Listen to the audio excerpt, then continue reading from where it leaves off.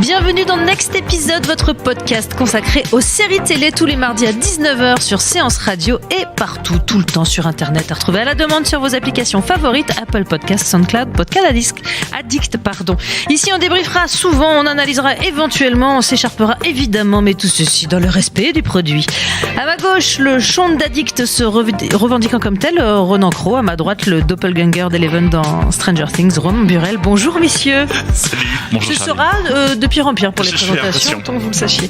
Au menu du jour, le retour de l'excellente, oui, j'ai choisi mon camp, série politique de Canal+, Baron Noir, une saison 2 signée Éric Benzécry, Jean-Baptiste Delafont. On se met en marche juste après l'info du jour. Quelques détails sur ce qui s'annonce à mon humble avis comme l'une des séries les plus excitantes de l'année. Truth Seekers, c'est son titre, les aventures de 3 personnes qui font équipe pour enquêter sur des événements paranormaux. Et si attend il y a, c'est qu'à l'origine de ce projet, on trouve Simon Pegg et Nick Frost, le duo britannique magique à l'origine de Shaun of the Dead, Hot Fuzz ou Le Dernier Pub avant la fin du monde. Science-fiction et rigolade, chaque épisode de Truth Seekers aura une intrigue paranormale différente et bouclée à la fin de l'épisode. Bientôt une réponse différente au dilemme Where there's something strange in your neighborhood, who you gonna call? On peut se voir vite? C'est trop risqué là, si on nous voit ensemble c'est fini pour moi. On fait comment alors? Je t'ai rien promis, Philippe. De toute façon, toi et moi, on n'a plus le droit que de discuter, non? Coucou papa. Alors, Londres, ça va? C'est quoi ce bruit? Non, c'est rien, c'est rien. Vous savez ce que c'est de vivre avec ça? C'est pas moi qui ai fixé le montant de votre caution, 60 000 €, monsieur. Je n'ai pas peur d'être une républicaine. Je n'ai pas peur de vous. Depuis que je suis sorti de tôle, j'ai qu'une idée en tête. Refaire l'union de la gauche pour qu'Amélie soit forte face au Front National. Je te donne ma vision, mon avis, mes idées, et après c'est toi qui agis. Le PS peut plus rien faire sans toi. C'est ton moment. Le Baron Noir, c'est Philippe Rickwart, c'est Cadmerade, ex-député du Nord, fin politicien roublard, envoyé faire un détour par la case prison à la fin de la saison 1. Malversation quand tu nous tiens. Après avoir purgé sa peine, il est donc inéligible. Pas de quoi lui faire arrêter la politique et ses intrigues. Il devient l'artisan de la victoire, puis conseiller de l'ombre d'Amélie de Randeux. C'est comme ça qu'il faut le dire. Présidente de la République, pas franchement un long fleuve tranquille. PS, ton univers impitoyable. Une saison 2 100% politique vous a-t-elle convaincu de voter pour elle, messieurs? Ouais, vraiment. Je pense que c'était un vrai défi de revenir en saison 2. C'est-à-dire que, pour le coup, on comprenait bien évidemment qu'il y aurait une suite à cette histoire, mais le Baron Noir aurait pu être une mini-série, c'est-à-dire un portrait de l'implosion du PS et une sorte de docu-fiction autour de la politique française des années 2010. Et là, je trouve qu'ils font un bond en avant, c'est qu'on est passé finalement d'une fiction sur la politique à de la politique-fiction. C'est-à-dire qu'ils ont réussi en fait à jouer la carte de la surprise, d'imaginer des choses. Ce qui est drôle, c'est que la série a été écrite, on le sait, à partir de janvier 2016, et donc en gros, ils ont quasiment annoncé ce qui allait se passer. C'est-à-dire que on a l'impression en fait qu'ils ont tellement collé à l'actualité que en fait c'est une série opportuniste. Et en fait, ce qui est plus intéressant que ça et ce qui est plus malin, c'est qu'en fait il y a une intuition. Alors noyé, on verra dans des choses qui sont à mon avis peut-être moins précises, mais il y a une espèce d'intuition, un fil ténu dans cette saison 2 qui donne un miroir grossissant de la France qui est assez intéressant. Vous parlez de politique-fiction, de fiction politique, parce que c'est une femme qui est présidente en fait. Ça, déjà. Vous n'êtes qu'un infâme phallocrate. Évidemment, mais surtout une politique fiction dans le sens où ce que ça raconte, à mon avis, s'éloigne de plus en plus de la vision réelle et réaliste qu'était la saison 1. Romain, convaincu aussi? Moi, j'ai plutôt aimé. J'ai plus de réserve quand même. Vraiment, je trouve que la saison est vraiment bien écrite. Effectivement, il y a énormément de politique. Moi, ce serait mon premier point noir, c'est que quand même, en fait, il y a plus beaucoup d'humains, quoi. On parle énormément de politique. Ces gens-là n'ont plus de vie privée. Et plus de vie privée, c'est très dur au niveau de l'architecture des personnages d'arriver à nous intéresser. Si à un moment donné, la vie ou la mort du parti socialiste ne vous intéresse pas, ça va être compliqué pour vous de regarder cette politique. C'est même assez indigeste, je trouve.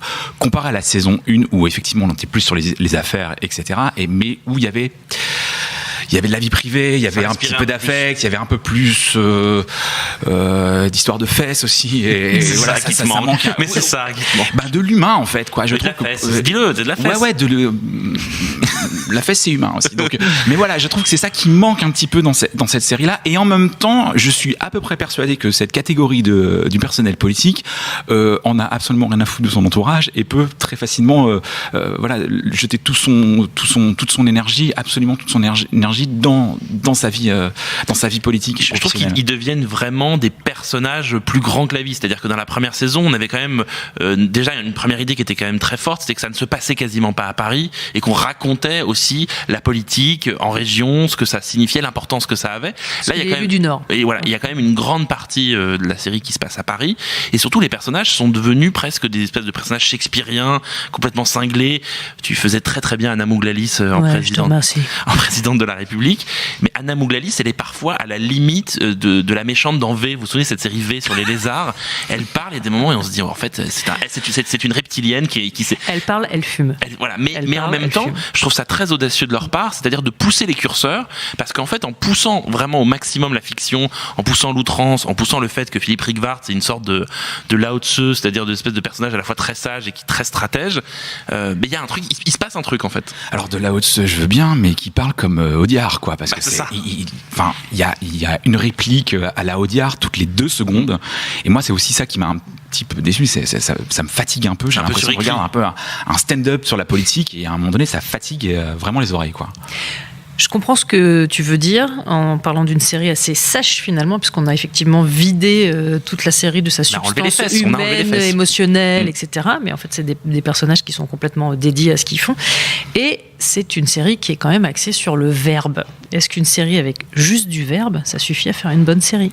Ce qui est fort, c'est que c'est un western politique, en fait. Ce qui est un truc qui n'existait pas. C'est-à-dire qu'en fait, c'est des personnages qui s'affrontent, c'est presque duel à hockey choral, sauf que leur duel fonctionne sur le langage, sur le mot, sur l'utilisation d'un mot. Ça, c'est très fort de raconter ça. Évidemment qu'on pense à Aaron Sorkin et on pense à la Maison Blanche. Walk and Talk. Exactement, Walk and Talk. Alors là, c'est walk, bois un café and talk. C'est-à-dire walk, smoke and talk aussi. C'est ça marche. C'est-à-dire qu'il y a des effets, il y a une espèce de café qui est le QG du personnage, qui est très artificiel. Mais moi, en fait, ce qui me plaît vraiment dans cette saison 2, c'est que l'artificialité, qui est assez dérangeante au début, devient une sorte de force de la série parce qu'on comprend qu'ils sortent du réalisme. En fait, ils sont empêtrés par la politique et par la politique réelle.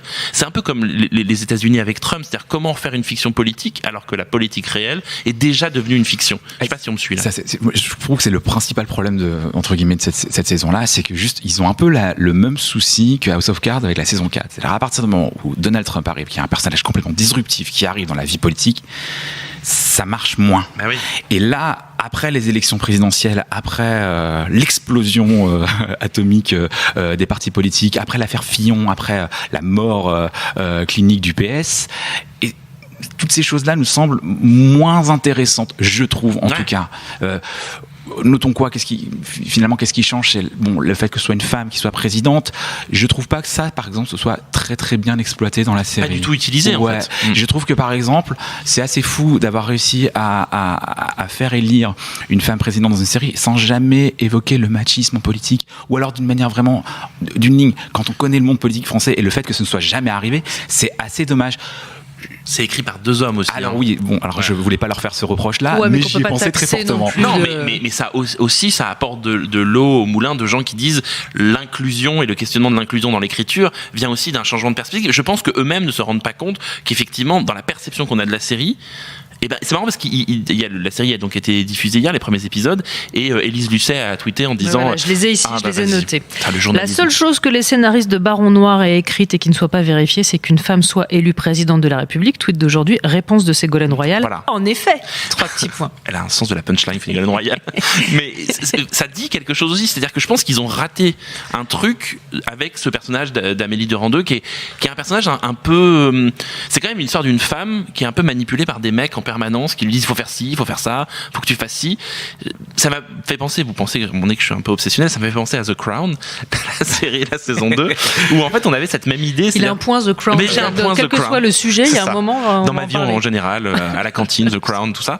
Mais il y a vraiment un truc sur cette femme qui est censée être le centre du pouvoir, et en fait la série le déplace et te montre qu'en fait elles sont toutes, elle est toujours manipulée par des hommes, c'est des mecs qui la conseillent, c'est Rick Vart qui la manipule, c'est l'espèce de pseudo Bayrou qui est joué par Patrick Pascal. Pascal Elbé. Pascal Elbé, oui. Il y a un truc qui parle d'une forme de misogynie, mais sans jamais la dénoncer. Ça, je suis d'accord avec Romain, c'est qu'il aurait peut-être fallu un petit coup de pouce supplémentaire là-dessus, un petit coup de stabilo. Et moi, j'ai jamais eu l'impression que c'était une difficulté scénaristique de lui donner du corps, en fait, à ce personnage-là, à de le faire exister.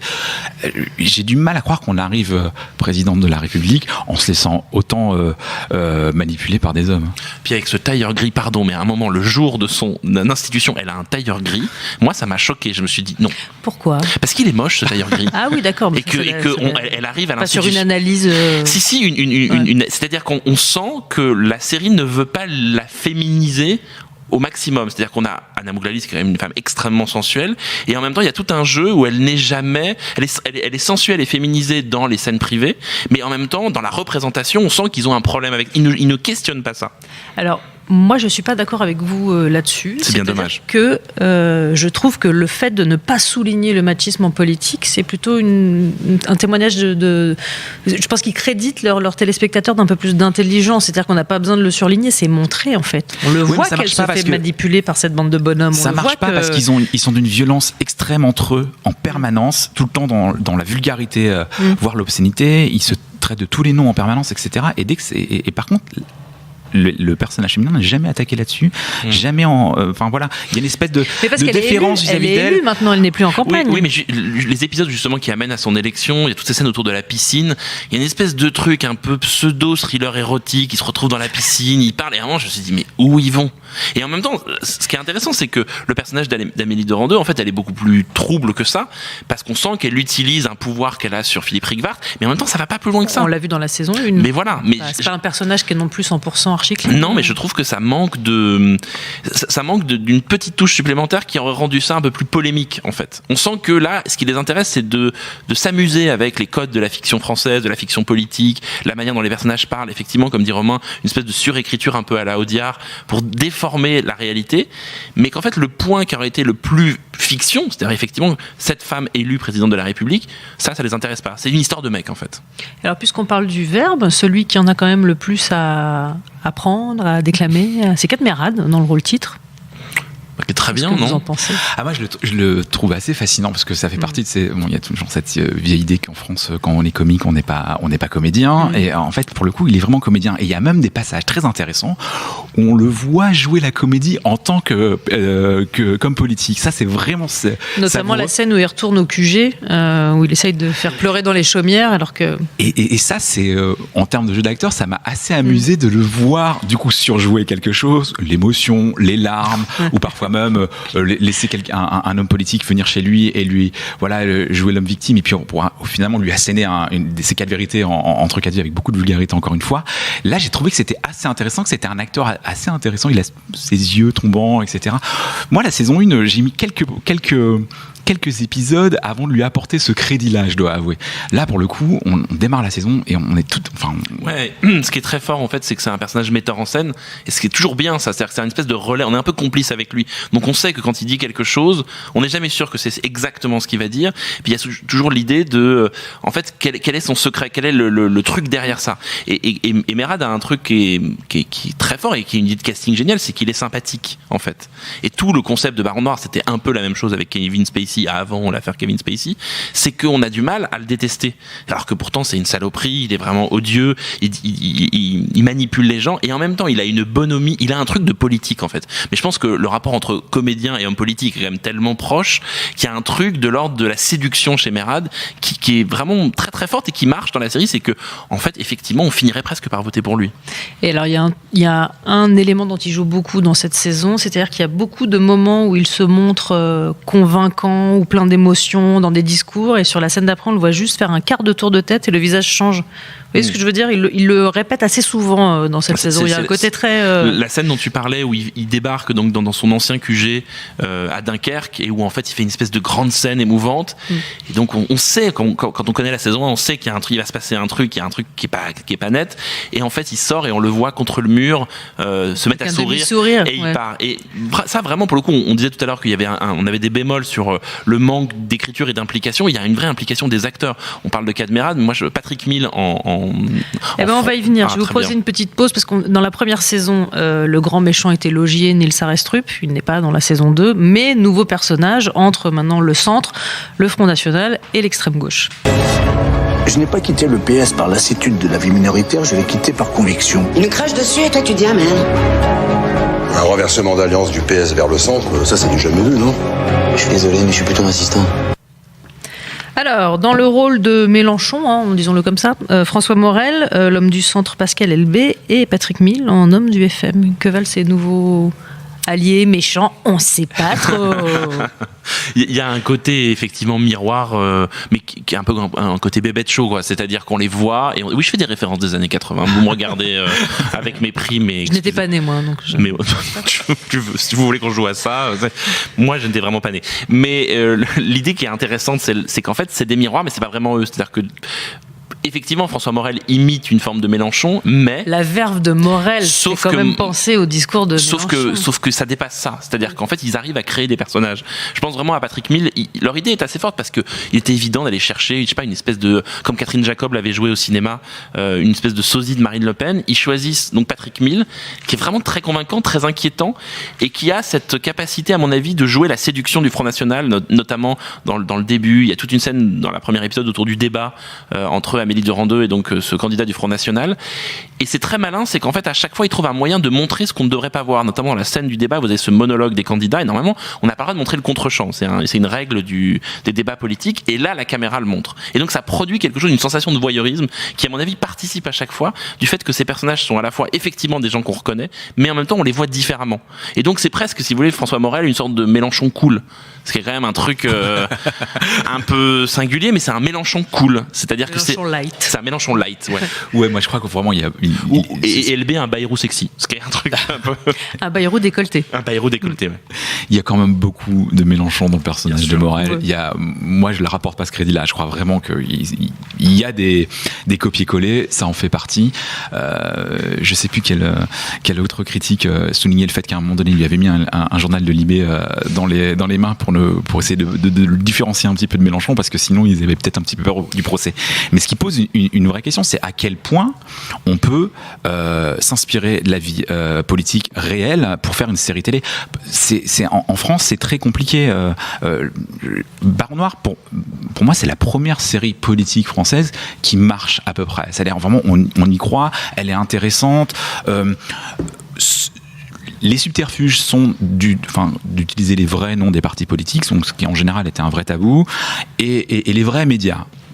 Ce qui, là, me pose un peu plus de problèmes parce que les journalistes en question sont rarement de bons acteurs et que là, parfois, on n'y croit pas beaucoup. Quand même. Et l'Emmy Award va à Patrick Cohen dans la scène de C'est à vous. Ah bah moi, je vote pour lui. Ah bah alors là, c'est bluffé. Moi, je l'ai prescrit 5 saisons au cours Florent en urgence parce que ça va pas du tout, quoi. Mais c'était assez...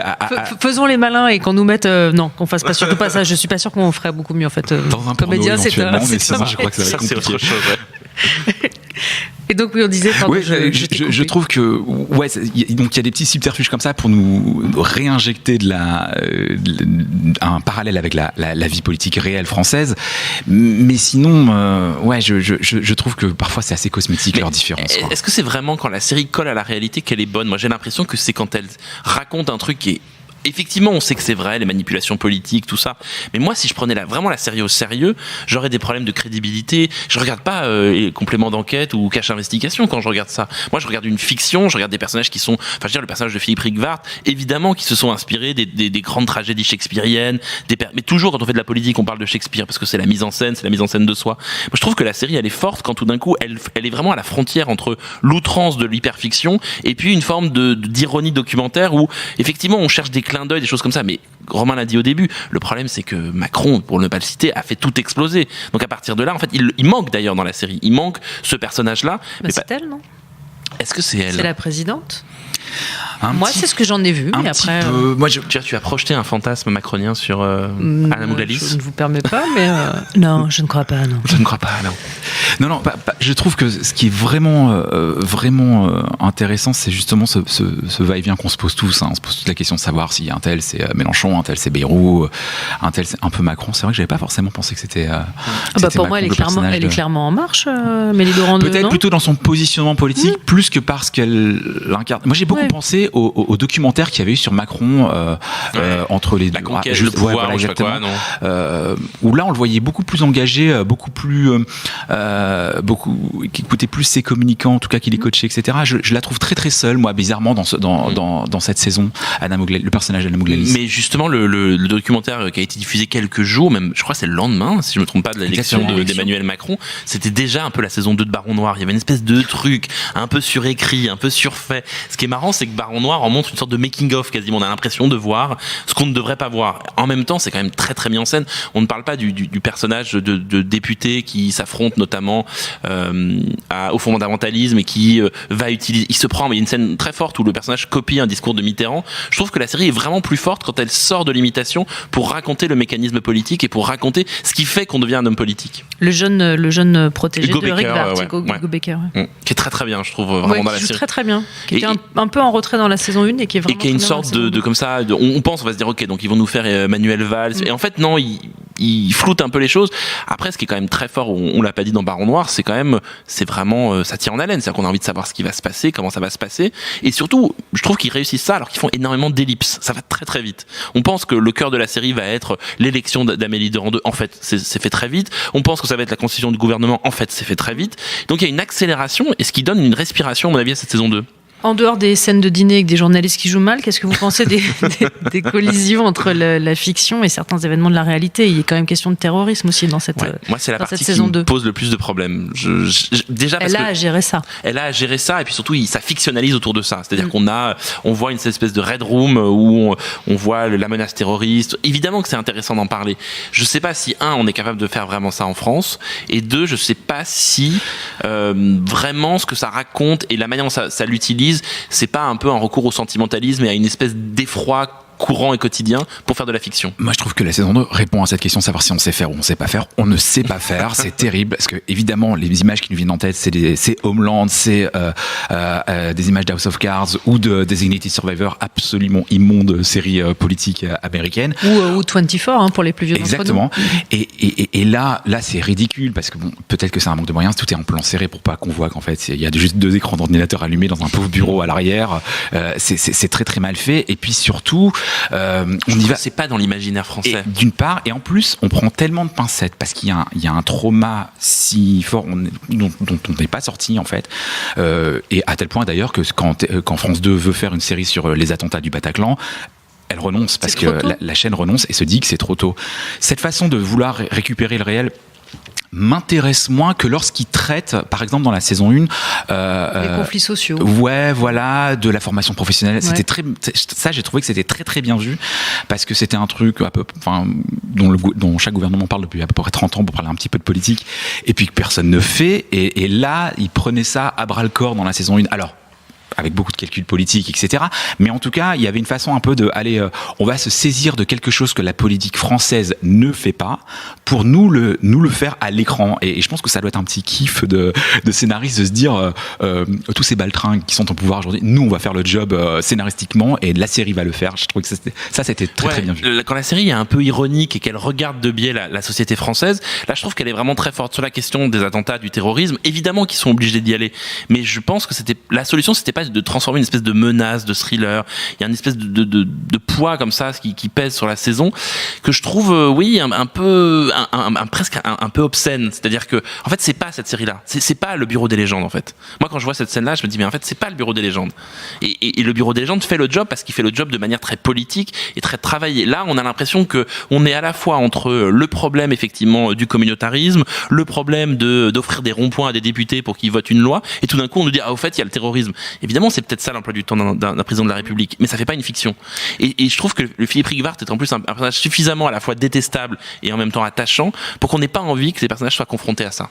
Parce que disons quand même que le grand tour de force de cette saison, c'est de faire une saison en tension sur un personnage dont on sait qu'il est inéligible, il sort de prison, c'est-à-dire qu'est-ce qu'il va faire, c'est quand même... Et surtout dont on sait qu'il va revenir en fait, c'est un peu l'éternel retour, c'est-à-dire que c'est là où ils sont assez forts, et je trouve que malgré tous les bémols qu'on soulève, il faut quand même reconnaître que c'est une saison de plutôt réussie, c'est que ça marche. Alors, vous soulevez des bémols, hein. Moi je soulève rien du tout. C'est notre job. Moi je me contente de faire oui, je suis d'accord, je vote pour vous. Justement, c'est ça qui est fort, c'est que malgré tout ça, les caricatures, en fait on a envie de savoir où il va, et puis oui, un peu comme dans House of Cards, auquel évidemment la série est comparée.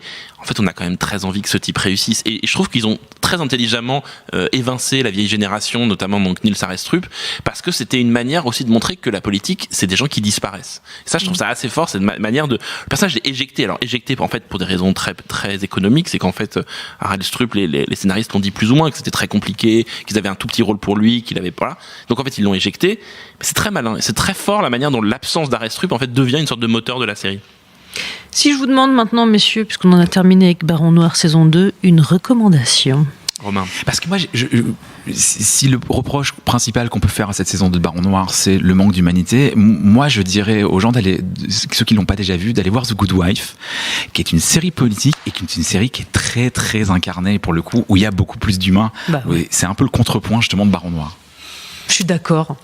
Bah oui, c'est tellement bien The Good Wife. Moi, j'ai joué la carte du grand écart. Je parlais tout à l'heure de western politique. Il y a tout un truc sur l'espace dont on n'a pas parlé, la manière de filmer, la plage de Dunkerque, les personnages le walk and talk. Il y a ça aussi dans une série Netflix qui s'appelle Godless, qui est un vrai western de walk and talk aussi. La série de Soderbergh. La série produite par Soderbergh, effectivement, qui est un vrai western qui joue sur la fondation d'une société, le rapport à la politique dans une société. C'est évidemment, il y a un peu plus de chevaux, un peu plus d'Indiens et un peu plus de massacres que dans Baron Noir. Et beaucoup moins de gens qui parlent. Il y a beaucoup moins d'Anna Mouglalis, mais bon, après ça, voilà. Moi, Anna Mouglalis, elle lirait le bottin, je l'écouterais. Je trouve sa voix incroyable. D'ailleurs, à des moments un petit peu, elle le lit d'ailleurs. Oui, c'est ça. Ouais, c'est ça. Mon mais conseil, vous êtes méchant. Non, mon conseil, c'est Anna Mouglalis, fais un CD où tu lis le bottin. Voilà. Mais ça va être votre recommandation du jour. Non, c'est Godless sur Netflix. Godless, The Good Wife. Ouais. Je crois qu'on est sur un écart. On est sur une Jean-Claude Van Damme. C'est ça, on est sur une souplesse à la Jean-Claude Van Damme. Exactement. Et Baron Noir saison 2, c'est en ce moment sur Canal+. Et quoi qu'en disent mes camarades, je recommande chaudement. Vous aussi quand même, non? Oui. Vous dites un truc sympa quand même sur la série. Non, concrètement, c'est une série qu'on aime tellement, du coup on aime bien critiquer. Donc vraiment, elle est bien faite. Elle a quelques petites imperfections. J'ai envie de dire parce que c'est une série française, mais je suis très méchant. Mais mais elle a les mêmes défauts, par exemple. C'est la victoire d'une saison 2 quand même. Je trouve par rapport à ça pourrait vraiment se planter totalement. Et surtout qu'en fait, elle devait pas être évidente à écrire cette saison 2 justement. Bon. Merci beaucoup, messieurs. De rien. Merci Renan Cros. Avec grand plaisir. Merci Romain Burel. Avec plaisir. Le next épisode, c'est terminé. Rendez-vous mardi prochain, même heure, même endroit. Je le faisais bien, non ?